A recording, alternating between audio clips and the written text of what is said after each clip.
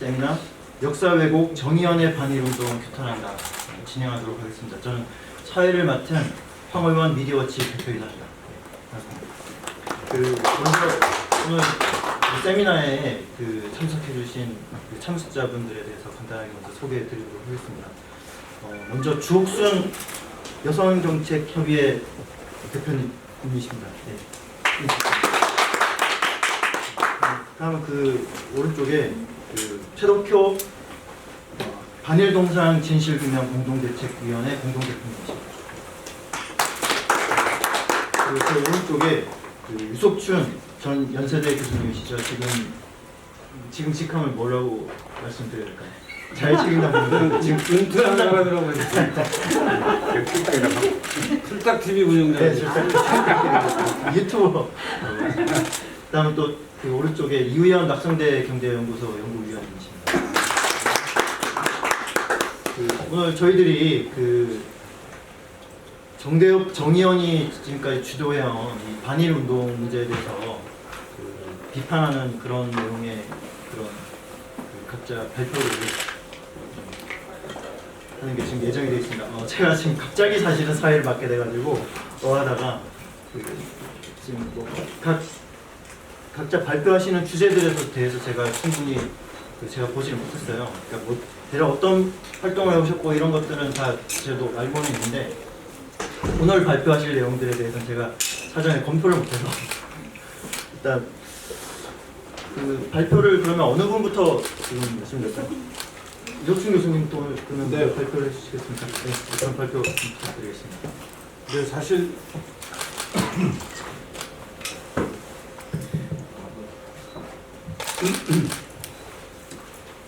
오늘 제가 발표드리는 내용, 오늘 제가 발표드리는 내용은 제가 유튜브 방송에서 우연히 하게 된 말을 정리한 것 같아요. 근데 기본적으로 이제 위안부 문제에 대해서 우리나라 사람들이 지나치게 역사적 사실을 잘 모르면서 지나치게 반일 감정을 자극하고 있는 현실이 우려스럽다는 말씀을 드린 방송이었고요. 그 내용은 이런 겁니다. 그러니까 가장 중요하게 지금 위안부 문제에서 우리가 짚고 넘어가야 할 부분이 강제동원이 있었느냐 하는 부분이거든요. 강제동원이라는 말은 더 구체적으로 얘기하면 예컨대 평범한 일상생활을 하는 우리 그 당시의 젊은 여성이 예컨대 마을에서 빨래를 하고 있다던가 부엌에서 밥상을 차리고 있다던가 하는데 일본의 공권력, 경찰이나 헌병 또 군인들이 와서 그 여자를 본인 의사에 전혀 반하고 가족들 의사에 반하게 막 잡아간 것으로 우리 국민들은 대부분 알고 있습니다. 근데 이게 좀 잘못된 게 아니라 엄청나게 잘못된 거다 라는 사실을 좀 우리가 알아야 되는데 그것을 알리는 일이 너무 힘들어요. 예컨대 제가 이제 수업 시간에 같은 얘기를 벌써 1년도 더 됐어요. 작년 9월 달에 했더니 그때 했던 것을 녹음해서 이제 문제가 돼가지고 제가 우연히 발언한 것 중에 궁금하면 한번 해볼래요라는 발언을 했더니 궁금하면 매춘을 해볼래요라고 나는 들렸다고 하면서 이제 제가 징계도 당하고 하는 이런 일까지 벌어지는 판이니까 오죽 힘들겠어요. 실제 대학교에서 교수가 강의실에서 학생들을 상대로 일제시대에 있었던 일은 이렇게 보는 게 맞다라는 얘기를 하는 중에 벌어진 일인데 그것도 문제가 되는 판이니까 일반 분들 사이에서는 전문적인 연구를 하신 적도 별로 없는 분들 사이에서 국민적인 어떤 상식이 잘못된 건데 그 상식이 그냥 너무 쌓여서 일제시대에는 일본이 우리나라 사람들을 강제로 데려다가 우리나라 젊은 여자들을 강제로 데려다가 위안부로 삼았다. 그리고 그 위안부들은 노예와 같은 생활을 하다가 근근히 이제 살아나왔다. 이런 얘기들을 퍼뜨리고 있는 것이 너무 사실하고 맞지 않고 이제 그런 얘기들이 퍼진 결과로는 오늘날도 지금 일본이 패망하고 일본이 이제 다시 태어난 새로운 국가가 돼서 우리하고 민주주의 또 시장경제 자유로운 어떤 사회 개방적인 사회 이런 것을 공동의 가치로 삼는 일본과 우리가 공유하고 있는 가치인데 이런 가치를 공유하는 국가와의 관계를 협력적인 관계로 더 발전시켜야 되는 이런 상황에서 과거에 있었던 일을 잘못 알려서 지금 우리가 협력해야 할 나라를 자꾸 멀어지고 공격하게 해서 불필요한 긴장과 갈등을 만들어내는 이런 상황이 정말 잘못된 거다 하는 이제 얘기를 제가 했었고 오늘 이 세미나의 취지도 그런 맥락에서 이제 드디어 좀 학계에서만 학계에서도 뭐 아주 일부 소수의 학자들만 그런 얘기를 하던 상황에서 이제 이런 얘기를 좀 일반 대중에게 퍼뜨리는 계기가 될 수 있지 않을까 하는 게 이제 오늘 이 행사의 가장 큰 중요한 취지 의미일 것 같고요. 제가 겪어보니까 이렇더라고요. 제가 이제 지난해 연세대 사건을 겪으면서 아주 구체적으로 파악하게 된 피부에 닿는 현실 중에 하나는 각 대학에 평화납이라는 정의기억연대의 어떤 정의기억연대하고 같은 단체는 아니지만 정의기억연대에서 엄청 후원을 하고 엄청 지도도 하고 엄청 관련이 많은 평화납이라는 여학생들 단체가 각 대학에 있더라고요. 꼭 여학생만이 중심이 된 곳은 아니지만 여학생들이 많은 텐데 그 단체들이 각 대학에 있으면서 예컨대 연세대학에서 제가 그런 사건을 겪을 때 연세대학의 학과 단위의 학생회, 단과대학 단위의 학생회, 총여학생회 이런 데서 이제 저를 비난하는 성명을 많이 냈어요. 근데 그 비난하는 성명을 나오는 과정을 보면은 실제 그 당시 수업 시간에 있었던 학생들이 그 성명서 내는데 얼마나 그러니까 그 성명서를 내는 학생 중에 내 수업을 직접 듣고 그 수업의 맥락을 정확하게 알고 있는 사람이 몇 명이나 되느냐 하는 것을 따져보면은 제가 파악하기로는 연세 춘추 기자가 한 사람, 한 학생이 내 수업을 정식으로 들었고 총여학생회 간부를 하는 여학생도 하나 제 수업을 들었고 그 두 학생이 눈에 띄는 학생이었고 나머지 학생들은 이제 우리가 부르는 운동권하고 관련된 학생들은 아니었던 것으로 제가 파악하고 있는데 그 두 학생이 수업에서 있었던 것을 좀 자기들 식으로만 해석을 해서 막 퍼뜨리는데 가만히 보니까 그 학생들과 이 평화나비하고 연관이 많은 걸로 파악이 되더라고요. 그러니까 결국 이 평화나비라는 학생단체가 이제 끼어서 그런 것을 굉장히 학내에서 저한테 부정적인 어떤 평가가 막 돌아다니는 것을 확산하는데 결정적인 역할을 했다라는 생각을 하지 않을 수 없었고 그것을 제가 좀 그래서 학생들하고 좀 오해하고 있는 것을 만나서 좀 풀어보려고 수업 듣는 학생들을 좀 모아달라고. 그러니까 그 발언이 문제가 되자마자 학교에서는 저를 강의를 못하게 강의 중단 조치를 내려서 그 수업 듣는 학생들을 만날 방법이 없어서 학교 당국에다가 제가 그때 그 오해가 있는 것 같으니까 그 학생들하고 만나야겠다. 그런 얘기를 이제 학과장을 통해서 또 학장을 통해서 학교 당국에다 얘기를 했더니 학교 당국은 일단 이런 문제가 돼서 이게 성희롱이냐 아니냐가 지금 문제가 되고 있으니까 학생들하고 만나는 것은 주선해 줄 수가 없다. 성희롱 문제는 소위 말하는 2차 가해 이런 게 이제 문제가 된다고 하면서 학생들하고 만나면 계속 악화만 되니까 절대 만나지 마라. 그래서 결국 그 수업을 듣는 학생들하고는 소통할 방법이 없었어요. 제가 따로 메일을 보내도 만약에 메일이나 이런 방법으로 연락을 해도 만약에 그 학생 중에 하나가 그걸 다시 문제 삼으면은 문제가 악화되는 상황인 걸로 이제 파악이 되더라고요.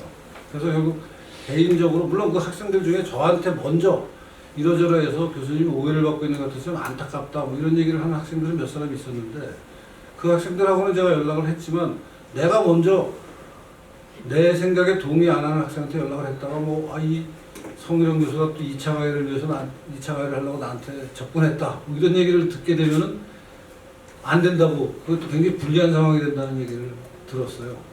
그래서 그런 식으로 맞아요. 이제 학생들하고 소통할 수 있는 창구는 딱 막혀 있는 상황에서 이 평화납이라는 단체가 나중에 보니까 이제 그 위안부상 앞에서도 저는 그때부터 알게 됐지만 오랫동안 이제 시위를 많이 했던 단체이고 위안부를 끼고 도는 거죠.